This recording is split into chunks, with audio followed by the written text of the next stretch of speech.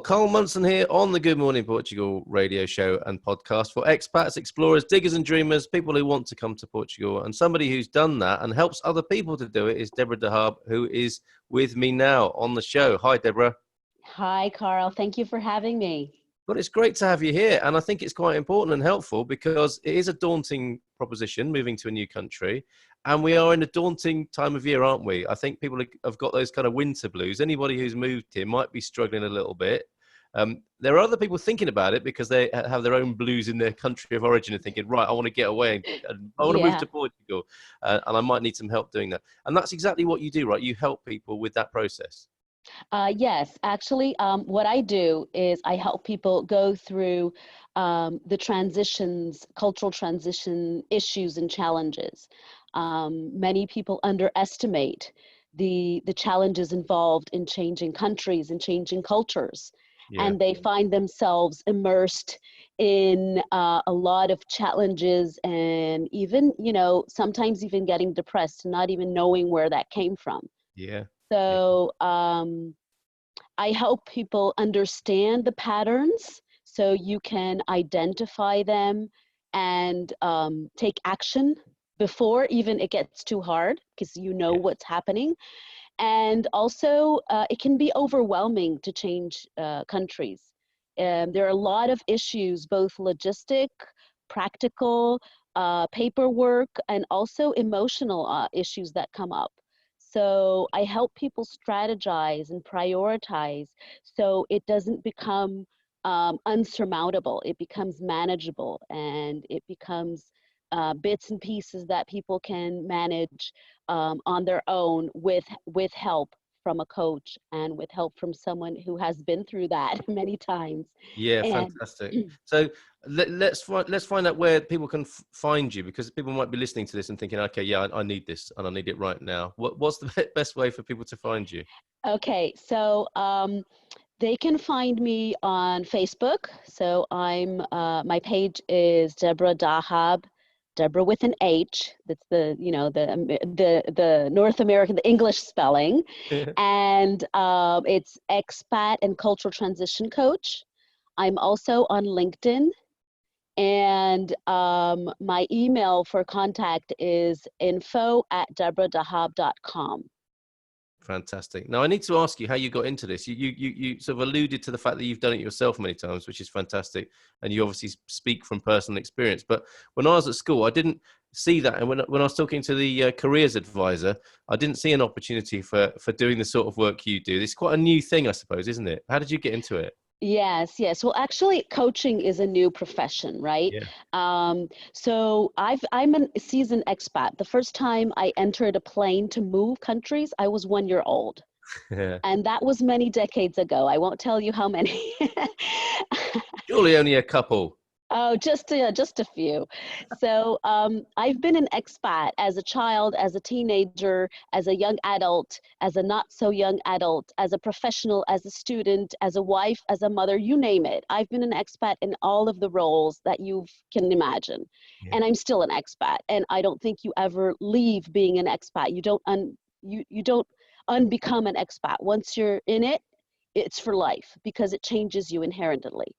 So, and I've had my share of some successes and many more failures. So this last time I moved, I decided to take matters in my own hands and understand what the heck happens. Why do we sometimes, why does it sometimes go really smoothly and we just easily, and why sometimes it's really painful and hard? And I left my corporate career as a marketing executive that I had been for many decades, for many years. And I was the corporate ladder. I did my MBA, that whole shebang thing. And in my last move, I decided I want to understand this for myself and for others. So I went back to school and I got my master's in intercultural psychology. Wow. And I also got my coaching certification and neurolinguistics practitioner certification. So I equipped myself with tools, and I'm always learning. So you never stop learning. I'm always doing, trainings and stuff. And so I can help myself and help others in the process of understanding the patterns. There are some patterns. There are some typical phases, and giving people, and I created some tools that help people reflect upon, the real goals that they have, not the reasons that they tell others because it's nice to hear, right? Um, and you try Yes. to convince yourself of some things when you say it out loud, right? But the real reasons, like digging in deep, why are you moving? And actually, the question I like to ask my clients is not why, because I think that's kind of trivialized. What I ask people is what for? What are you Yeah. moving for? So, and that requires a lot more of reflection, and to get away from the cliche of, yeah, I want better cost of living. I want, warm weather. Sorry, that's not enough. It's quite good though. It's a good start, isn't it? But I get your point. I absolutely get your point, because we get those in Portugal, don't we? But what people tend to find is it's the after the honeymoon period, I suppose, and after you get present to the downsides because you didn't think about those so much, right? So it's always Yeah, upside. It's like a relationship, I suppose, isn't it? What is it? absolutely. In a relationship, it's the strawberry face, isn't it, that we have, Yeah, and the yeah, honeymoon, and then yeah, after that is the difficult bit. And what I've heard about moving is that fantastic phrase, wherever you go, there you are, and all your baggage doesn't get left behind, does it? All the things that are you yeah, eventually catch up with you. And when you're in that moment of you've done you've enjoyed the quality of living, you've had the better weather, you've drunk that cocktail and celebrated being here. It's like, yeah, oh, okay, now what? That's yeah. what you help people with that, right? Absolutely, absolutely. You touched very important points. First of all, um, the quality of living. What is that? Mm. What is quality of life? It's different things for different people. So, for example, if quality of life for you is hanging out with friends and being social, I'm sorry, moving to a new country is not going to give you that, at least in the short and medium term, right? Because you have to make new friends. Yeah. So you have to it's important for people to understand what quality of life is, you know, and how do you know when you get it? Because that's if you don't know where you're going, it's kind of like, I think it was in Alice in Wonderland. There's a quote, if you don't know where you're going, anywhere is good enough, right? It's Um, true. so, Yes. so you kind of have to know, and what many people go through is kind of like they go through the motions, and they don't think about it, and then suddenly sadness hits. And another point you touched on, which is really interesting, and something that I have a video on my YouTube channel that talks about this. It's the myths of cultural adjustment. So one of the most common myths that I've seen is, you know what, I'm going to move because I don't want my problems anymore and I want a fresh start. And just as you said, there's no such thing. You bring your problems with you because they're in you. It's the Yes. way you approach things. And moving countries sometimes even makes things more difficult because since you're away from your comfort zone and away from, your references and the way you think things should be done, you're kind of exposed to new and many times challenging communication issues. Um, you start really missing things that you never thought you'd miss, like foods, right? Yes. Um, that are just manifestations of other things, and many times issues that you thought were dead and buried just resurface Yeah. because you're so raw.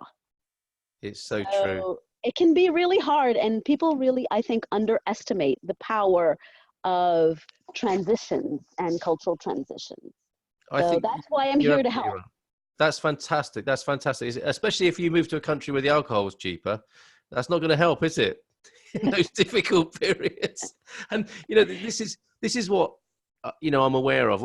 I see myself as quite a sort of an adventurous person, and it's in my sort of genes and blood, I think, to move around the country and be quite nomadic. So I'm at a head start, but I'm also somebody who suffers from denial, like all human beings. And you don't really want to look at the bits that are difficult, do you? But, you know, like you said there with foods, for example, I'm thinking, I'm not going to miss anything. I'm just going to go and I'm going to, you know, throw my hat in the ring of this new country, and to hell with all the things I'm going to miss, because I'm not that kind of person. And Yeah. then I've had to face up to the fact that actually, yeah, you know, I do like Marmite and baked beans. And every now and then it's a real comfort, and it's all right, isn't it? Because you talk about Yeah. self-care, don't you? You talk about how it's all right to, like, you know, look after yourself rather than this stereotype of the rugged explorer. That's, I guess, if you do sort of myths and archetypes about expats, that was one of them, isn't it? Especially for blokes, I suppose, as well, is, you know, I'm not going to miss anything or anyone. I'm going to the new frontier and I'm going to find gold in the hills, and that's it. And Yeah. that disregards a whole load of human experience and reality, really, doesn't it? Yeah. Yeah, absolutely. And also it depends on how this decision was made, right? We're Yeah, assuming here that people moved voluntarily. yeah, But many times there is, yes, it's voluntarily. You choose to move, but sometimes it's kind of, for example, in the cases of people who come for work and their partners come with them. yeah, So yeah, it's a joint decision, but there's always some compromise involved, right? yes, There's yes, always someone who has left more than the other, which is not yeah, necessarily a bad thing. It just yeah, has to be conscious. You know what I yeah, mean? So yes, I have some clients that, you know, like, oh yeah, I'm gonna be fine.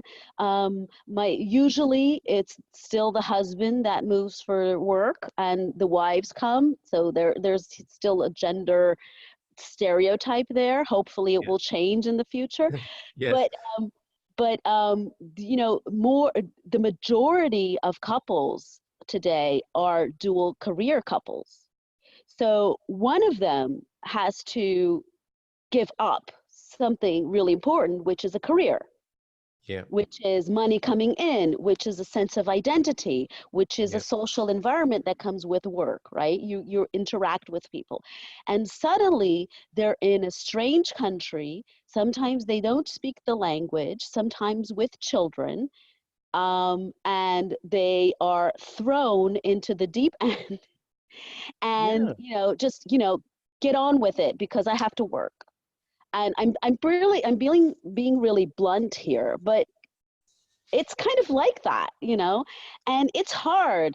And and it's especially hard when you come to a place like Portugal, which everyone has the stereotype that everyone is warm and welcoming and it's sunny and it's good weather. So when you start talking to your friends back home and, oh yeah, it's hard. What are you talking about? You're in sunny No Portugal. reason. That's right. It's all right for you. It's a really nice place to be miserable.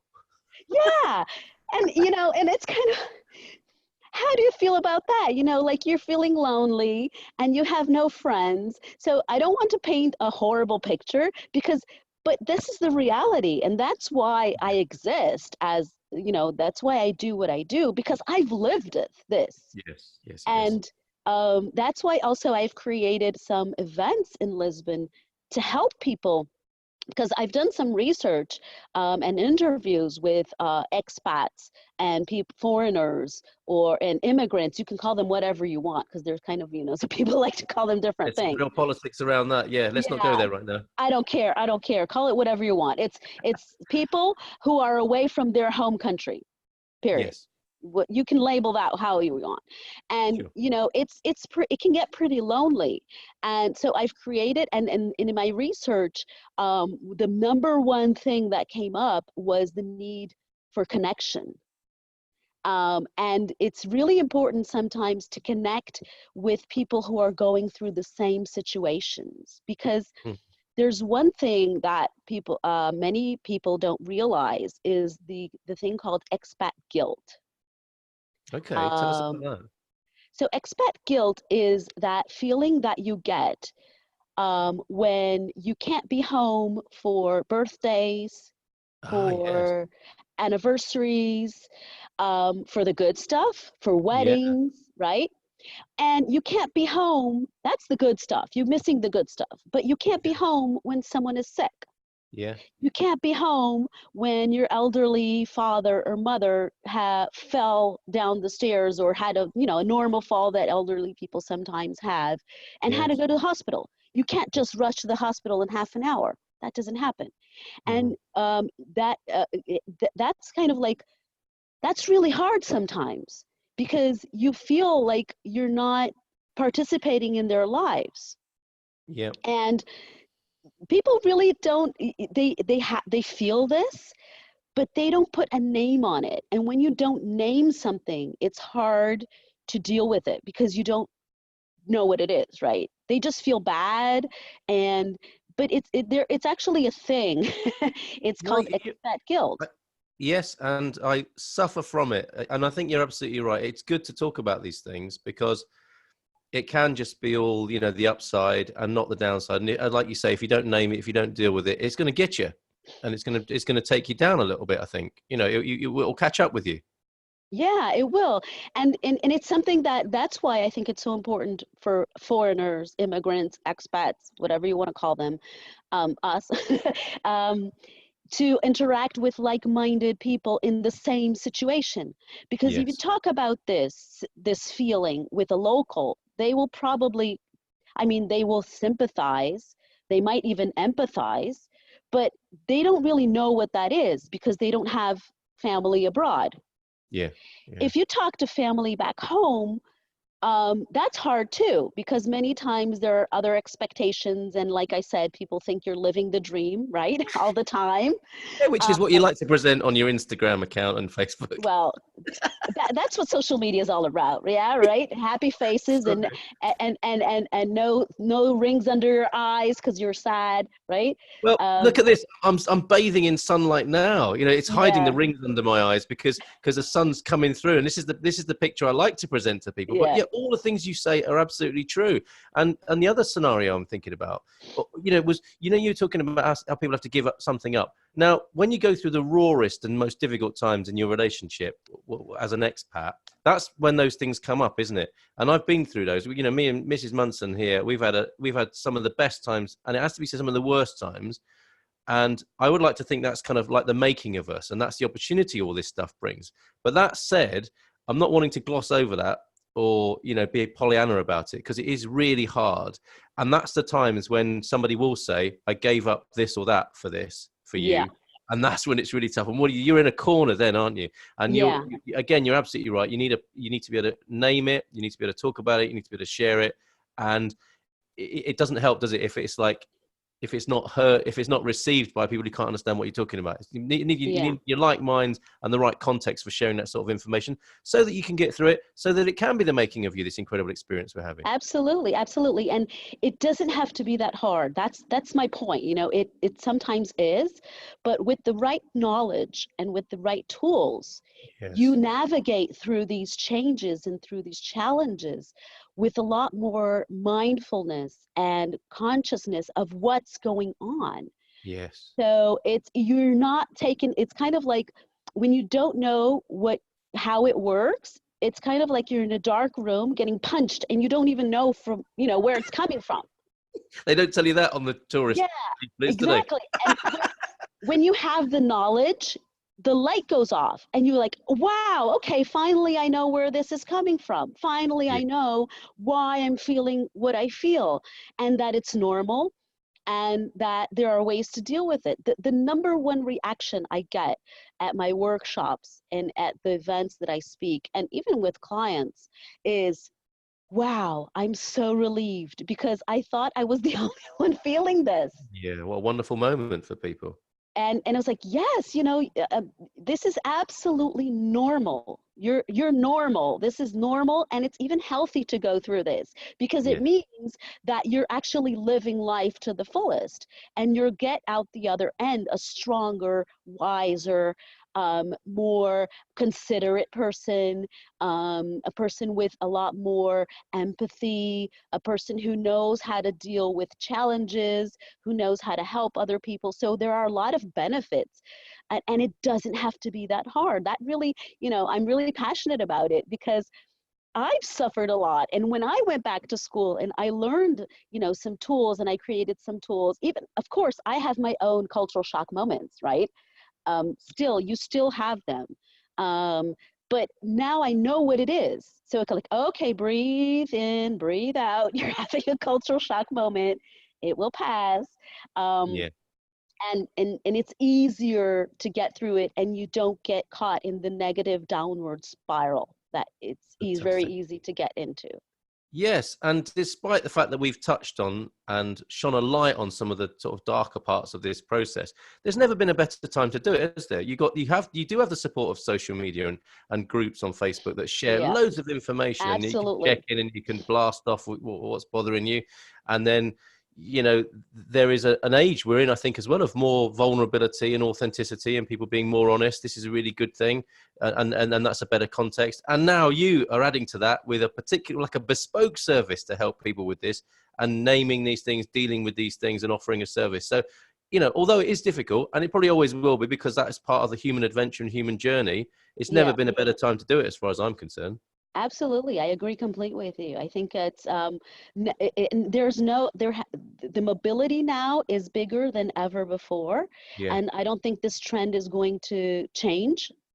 I think it's going to increase because Yes. it's so easy, and also we are so exposed to different cultures. I mean, if you go on Netflix or any other, if you go online, you can watch movies and content from anywhere in the world practically. Mm. And I'm from the time where you had to go to film festivals to watch a movie from somewhere. Yeah. Yes. Yes. So it's kind of like it's mind blowing and it's great, but if you're not mindful of the changes, it's superficial. And Yes. and I think I agree with you that the resources are there. I can see a lot of people being a lot more vulnerable online. But in my workshops and in with clients, I can see that there's still work to be done. Sure. Um, Sure. if you don't, it's hard to do it on your own. It's hard to do it, you know. To reflect if you don't have a sounding board, because it's Yes. just you with your own thoughts.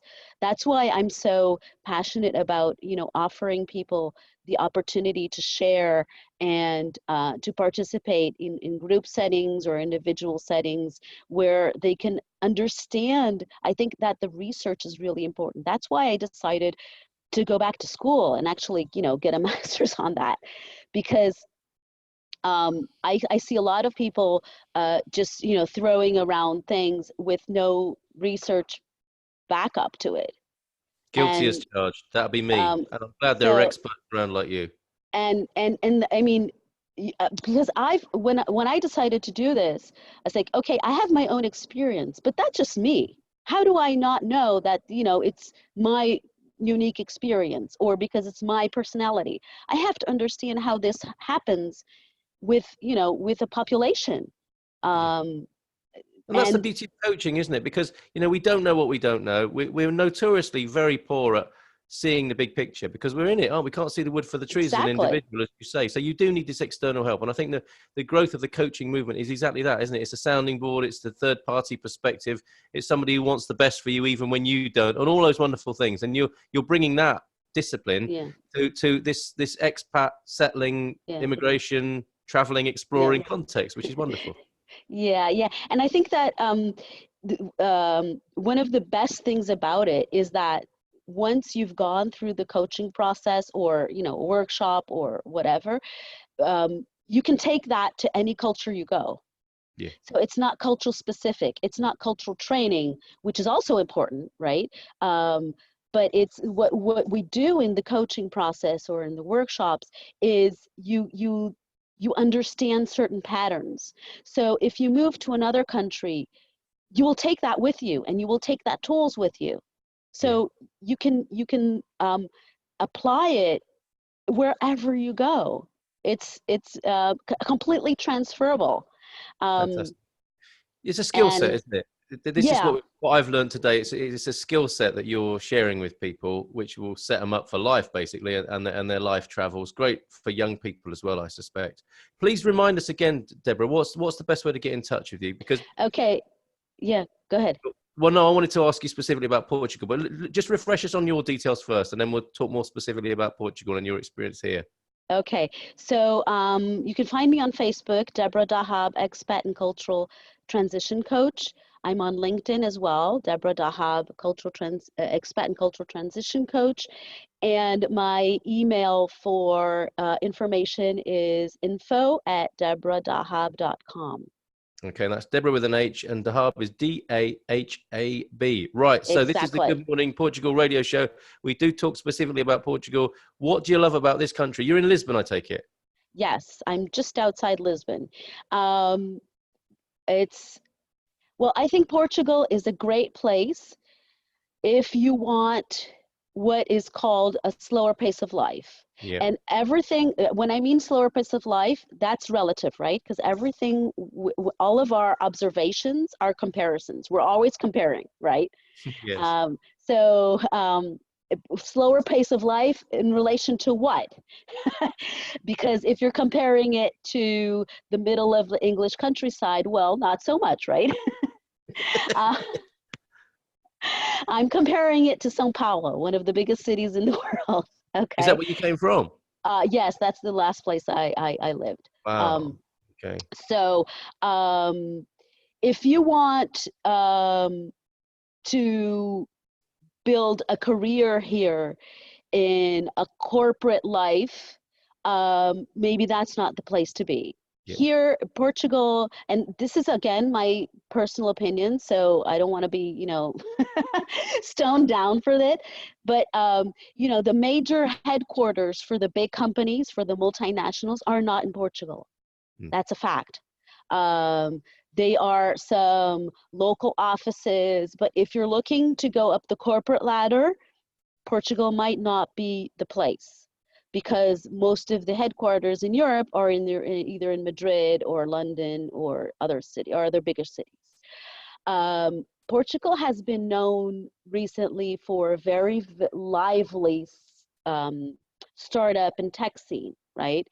Um, I think that the country has a lot to give regarding it has a good technology infrastructure in terms of, like the internet connections are good technology wise. Um, it's a challenging place if you don't speak the language. Uh-huh. So, Portuguese, if you're dealing with people in Portugal, Portuguese is still necessary. Yes. I don't know what your experience is, Carl. Absolutely right. Yeah, and I think that it's important to make an effort as well, and that goes a long way. I think I want to learn the language. We do a word of the day. It's our modest way of helping people with the language and the culture here is to share a word of the day and a little bit of background in vocabulary and sometimes a little bit of grammar even. But I think it's so important, and it's a notoriously challenging language to get your tongue around, literally. But I think making a start at that, making an effort at that is really important. And yes, it is. It's although English is the language of the internet and business and blah blah blah, it's still really important to learn Portuguese here. Yeah, I think so. But it's hard for me to give my impressions because it will depend on each person's unique situation, Of right? course, of course. If you are looking for, some people are very happy to be in a expat community. Yeah. And that's how they're happy. And there's nothing wrong with that, right? Who are we or who am I to judge? I mean, if you're happy, Yes. you're happy, fine. As long as you're really happy and not Yes. just going what you think you should be doing. So if you want to learn the language, go for it. If you think that's important. If you don't think that's important, then don't. And but know that if you have to interact with the Portuguese, it might be limiting. Yeah. It might be, one thing that it's really funny that the lack of the language and the lack of knowing how to deal with things. I have one of the participants in my workshop, we were talking about the the symptoms of cultural shock. And one of the symptoms is feeling that you're the fear of being cheated or taken advantage of, right? Yes. And she was like, wow, I'd never thought of that. And she's like, I felt that the other day. I was at a bakery and I wanted to buy these little muffins or whatever it was. And she's like, I had the feeling that those, were stale, and that the lady was pushing them so I would buy them. And that's kind of like, okay, it's stupid, but that's kind of example of feeling culture shock, that you feel you're taking advantage of, you're being taken advantage of, like people are giving you stale muffins because you're a foreigner. It might be true, it might not be true, who knows? I don't know, I didn't see the muffins, but that's the feeling, right? So if you don't speak the language, or if you're not up to speed, you don't feel empowered enough to ask questions and to say, wait a minute, when were these baked? How long have they been here? So you can defend yourself. You know what I mean? It's a good incentive to learn the language. And we've all been there, haven't we? Because, this is a really interesting thing to me, is the sort of Venn diagram, or the interplay between what is human and what is specific.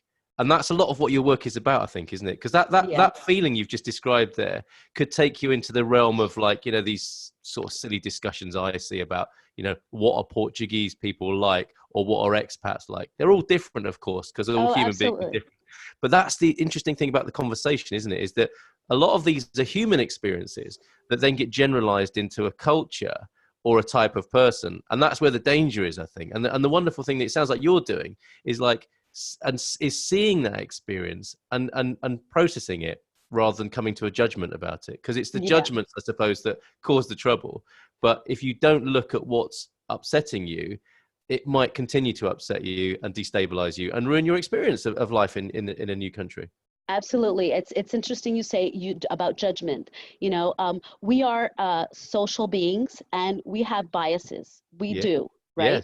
So let's accept it. We do. We stereotype, we judge. So the important thing is being mindful of it and being conscious of it, because that's what we do, right?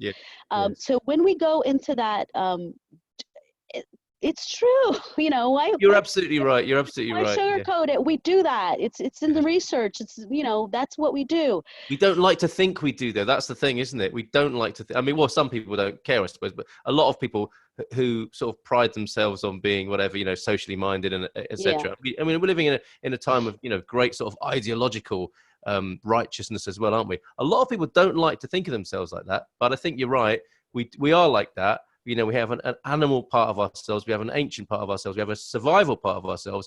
And if we don't acknowledge that, that's part of the undoing and downfall of us. Yeah, and exactly, acknowledging that. And for example, one of the biases we have is called is the confirmation bias, right? So we tend to confirm. We tend to look at facts in a very impartial way, and we confirm and we remember what happens that confirms our beliefs, right? Yes, absolutely. So if you believe that a certain culture or people in a certain culture are rude, yes, if you encounter 10 people in a day and 3 are rude and 7 are not, statistically, the majority wasn't. But you're going to remember those 3 that were. yes, and you're going to talk about that. Yes. And you're going to inflate probably, because our memories are very fallible. Yes, indeed.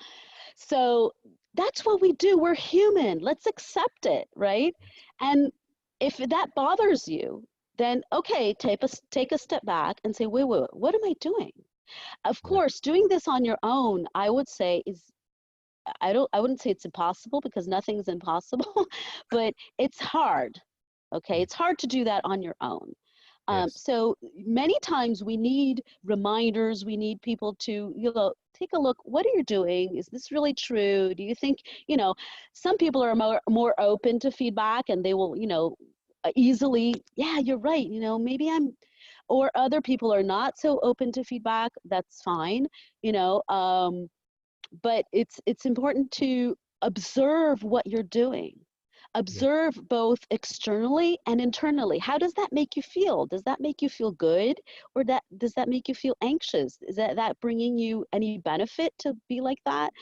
You know, a lot of self-reflection and self-observation is really important, especially when you're in a different culture, because everything is different and we thrive on difference, right? I mean, when we go to a new place, what do we do all the time? We compare, Yeah. you know, and with comparison comes judgment.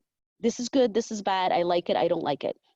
And what I say in my workshops is one of the things that I suggest people do is, what do we have in common instead of what makes us apart? What do we have in common? We're all human beings. We all, you know, have the same, we all sneeze, we all cough, we all want the same things inherently. We all want to be loved. We all want to be accepted. We all want to be happy. What do we do differently? We manifest this differently. We talk about it differently. We might go about trying to get it differently. Yeah. But the desires are ultimately the same, right? So if we focus on what unites us as humans, it's easier to overcome some differences that might bother us. Does that make sense to you? It absolutely does, and maybe that's a good point to conclude on this basis, that being an immigrant, being an expat, being an explorer in a new culture is possibly the greatest transformational workshop you could put yourself through. And if you see it like that, it can be such an amazing adventure, kind of, because you can accept that there will be ups and downs and there will be difficulties, and those difficulties are the things that are going to make the good bits even better. And I thank you for presenting it like that as well, and being, you know, a resource to people in that way. Well, thank you. It's my pleasure to, you know, to share this and to ultimately help people through, you know, their struggles, and make them feel better about the challenges that they are.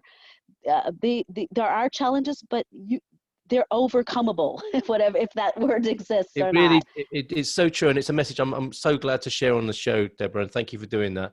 Is that, like, reality check, everyone, with your dream of moving away to a new country, there are going to be challenges. That's today's wake up call and today's special bit of advice. And the great thing is, it's never been a better time to do it, and professional help is at hand with somebody like Deborah as well. So thank you so much. Thank you so much, Carl, for having me. And I wish you a happy new year, because we're still in time to do that. And a great new decade, a great new year ahead. Great. Did you eat your raisins standing on a chair? I didn't. No, I know that's superstition. If I were to do all the I'm not going to judge superstitions, you. no. If I were going to do all the superstitions between Brazilians and Portuguese, That's another program, isn't it? oh, absolutely, absolutely. All right. Thanks a lot. Take care. Bye for Thank now. you. Bye-bye. Ciao.